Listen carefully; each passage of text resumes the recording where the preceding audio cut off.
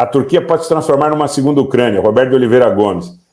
Gente, mas a Turquia é um estado muito importante em relação à administração do Mar Negro, a questão do Bósforo. Nós temos que olhar com muito cuidado para o que representa a Turquia, e a Turquia tem interesses estratégicos, inclusive o próprio Turkish Stream, que são aí passíveis, pelo menos, de uma análise cuidadosa em relação à possibilidade de ruptura com a Rússia, tá? Então, ainda é muito, muito distante ou muito temerário falar sobre a possibilidade de um total distanciamento, mas tem que se observar, tem que se observar, não é? Veja, a questão da não renovação do acordo de grãos, ela seria bastante sintomática que as coisas não andam bem entre os dois países. Outra coisa que eu quero colocar para vocês e que a gente precisa observar é que pode acontecer a renovação desse acordo em termos muito diferentes, tá? Os russos podem, eventualmente, fazer exigências que não fizeram anteriormente para a renovação desse acordo, para que ele seja, francamente, interessante. Então, passa também pela questão do privilégio em relação à questão dos fertilizantes russos, tá? Passa também por... E dos grandes grupos, porque a questão econômica, mais uma vez, é fundamental, dos grandes grupos econômicos que têm interesse na questão da exportação de fertilizantes dentro da Rússia. Não é doação.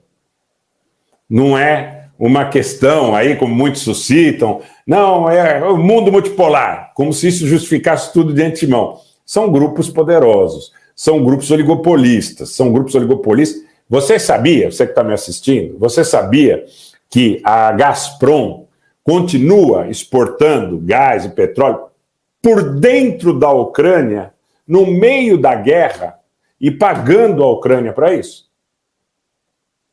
Quer dizer, o gasoduto, o oleoduto não foi destruído, mas os jovens podem morrer.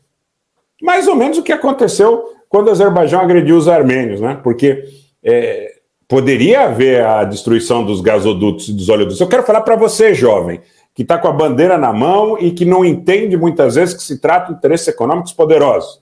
Para você, jovem, que está com a bandeira na mão e que acredita que há uma luta entre o bem e o mal. Eu quero falar para você, jovem, que a Gazprom continua exportando pelo território ucraniano para outros países europeus em pleno conflito e pagando.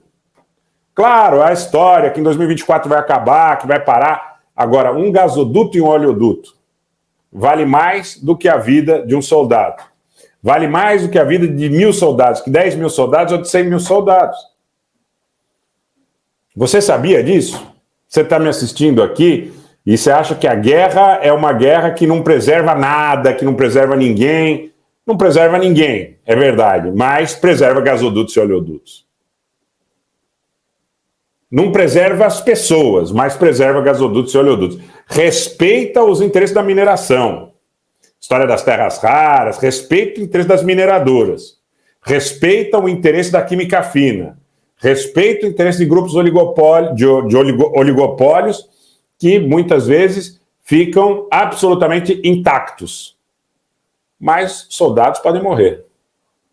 As populações civis podem morrer. Podem, como estão fazendo com os armênios na República de Artsakh, no antigo Oblast Autônomo de Nagorno-Karabakh. Pode morrer de fome. Vocês estão vendo no meu Twitter como é que estão os supermercados.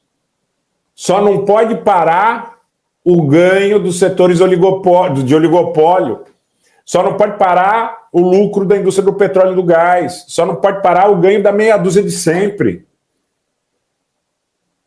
Sabe? Olha, eu fico muito indignado pelo seguinte, porque eu vejo que há uma exploração da boa vontade do jovem.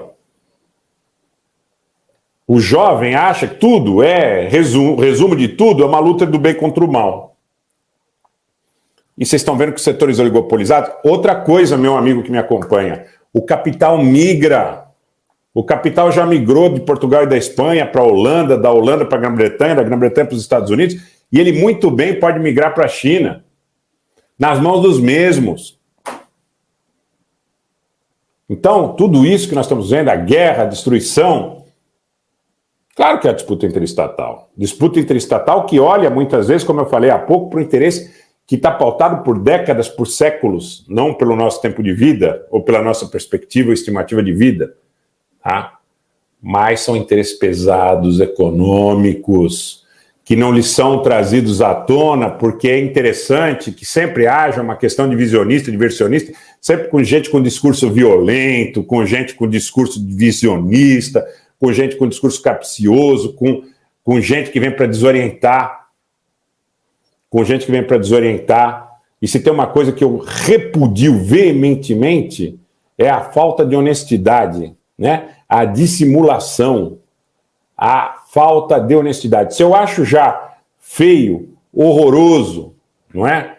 Para um jovem mentir, imagina para alguém com mais idade, não é?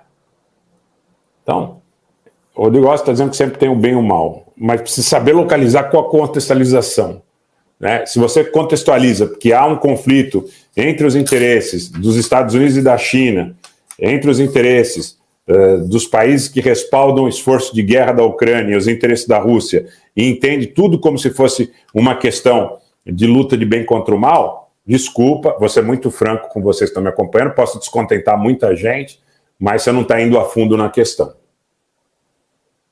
Você não está indo a fundo na questão. E, Orixá Carniel, boa noite. Respeitando a sua visão, mas eu quero dizer para vocês que Rússia, porque a Rússia são várias Rússias. Né? Você tem a Rússia islâmica, você tem a Rússia judaica, você tem a Rússia ortodoxa, você tem a Rússia do Cáucaso Norte, você tem a Rússia de Khabarovsk, você tem a Rússia, enfim. Existem muitas Rússias e muita disputa dentro da Rússia, inclusive pela hegemonia na tomada do manche, né? De quem está no poder. E quem está no poder tem que ter muita habilidade para lidar e para negociar com todos esses grupos. Tá? É assim que a coisa funciona. Leocir Spielmann, boa noite, obrigado pelas palavras. Olha, um abraço para Sorriso, gente. Sorriso no Mato Grosso, um abraço para vocês. Não tem como negar, né? Não tem como negar. Essa é a realidade. Olha, se você preserva um gasoduto, um oleoduto, por que você não preserva a vida de jovens soldados? Porque o oleoduto e o gasoduto valem mais. Tá? Simplesmente assim.